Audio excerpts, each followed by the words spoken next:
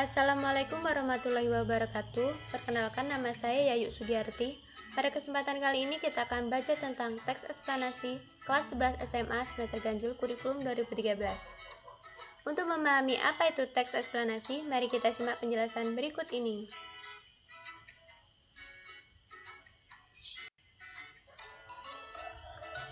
Teks eksplanasi yaitu teks yang berisi penjelasan tentang proses terjadinya peristiwa atau fenomena alam, sosial, budaya, dan lain sebagainya. Selanjutnya, ciri-ciri teks eksplanasi. Yang pertama, teks terdiri atas pernyataan umum.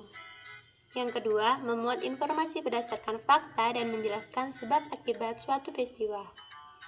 Yang ketiga, hal yang dibahas yaitu suatu fenomena yang bersifat keilmuan, misalnya ilmu pengetahuan atau sains. Yang keempat, teks bersifat informatif dan tidak berusaha mempengaruhi pembaca agar percaya dengan hal yang dibahas.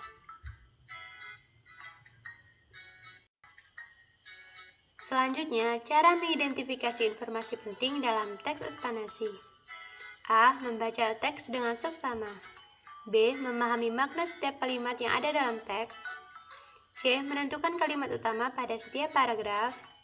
D. Menemukan gagasan utama atau ide pokok. E. Menandai kata-kata kunci. Dan F. Merumuskan inti kalimat utama.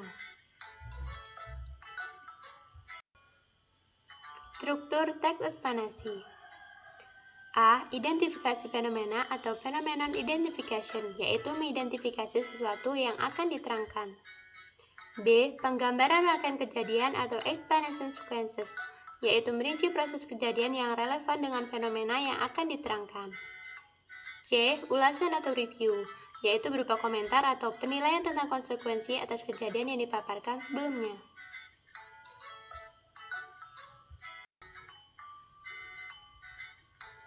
Selanjutnya, aspek kebahasaan teks eksplanasi.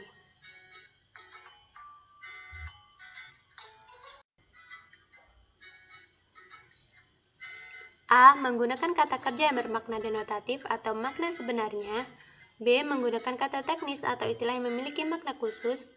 C. Menggunakan kata kerja atau verbal kausatif, yaitu kata kerja yang dapat menyatakan makna hubungan sebab akibat. D. Menggunakan kata kerja pasif. E. Menggunakan kata kerja keterangan waktu untuk menjelaskan kejadian peristiwa. F. Menggunakan kata benda yang merujuk pada fenomenanya. Dan G. Menggunakan konjungsi atau kata hubung. Selanjutnya, pola pengembangan teks eksplanasi. A. Paragraf sebab akibat, yaitu paragraf yang menggunakan pola khusus umum atau induktif, atau dapat pula umum khusus atau deduktif. B. Paragraf proses, yaitu suatu urutan dari tindakan-tindakan atau perbuatan untuk menghasilkan sesuatu atau perurutan suatu kejadian atau peristiwa.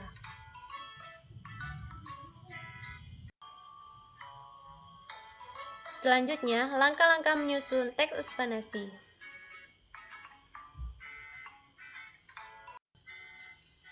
Teks eksplanasi disusun dengan menggunakan kalimat yang jelas, logis, dan benar. Adapun langkah-langkah menyusun teks eksplanasi adalah sebagai berikut.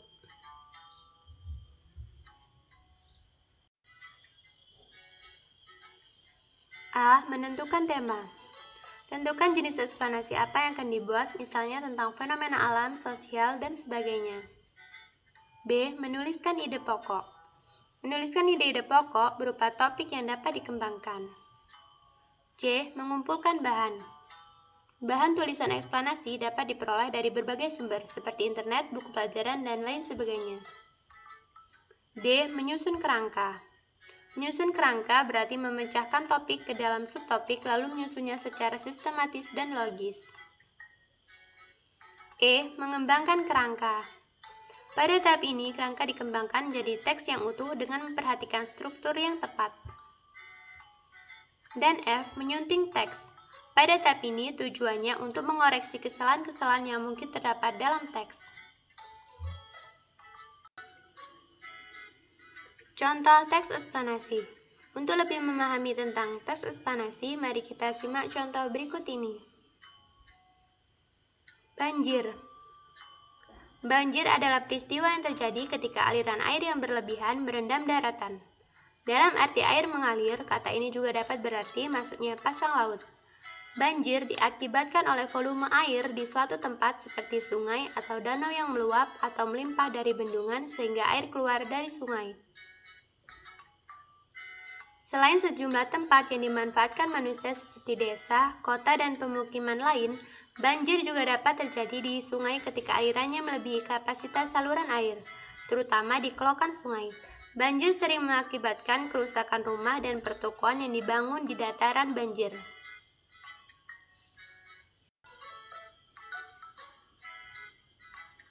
Di berbagai negara di seluruh dunia, sungai yang rawan banjir dikendalikan dengan hati-hati. Pertahanan seperti bendungan, waduk, dan weir digunakan untuk mencegah sungai meluap. Peralatan darurat seperti karung pasir atau tabung apung portable juga digunakan. Banjir pantai telah dikendalikan di Eropa dan Amerika melalui pertahanan pantai seperti tembok laut dan pulau penghalang, yaitu pulau yang dibuat untuk menghalangi terjadinya banjir atau gelombang laut yang sedang naik. Oke, mungkin itu saja penjelasan tentang teks ekspansi. Semoga dapat dipahami dan dimengerti. Wassalamualaikum warahmatullahi wabarakatuh. Terima kasih.